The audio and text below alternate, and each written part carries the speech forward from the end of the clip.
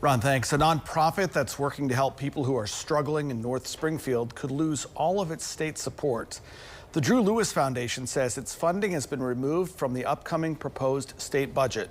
Normally, the foundation gets about $700,000 a year. The founder and CEO says that money makes a huge difference. Instead of being able to help 100 people, they're able to help about 500 people. Now, if this goes through, we're told they will have to lay off staff and scale back on programs. News like this kind of can seem a bit hopeless, but we have such an important community that we've created and partnerships. We may have to downsize temporarily, but we know that our community is going to come together and make this possible. We also are looking at expanding across the state, and so finding ways that other individuals have skin in the game. Cities, counties can pay in to bring this program to them. Lawmakers are still debating the budget. You can find other reporting on the state's budget process on our website and free news app.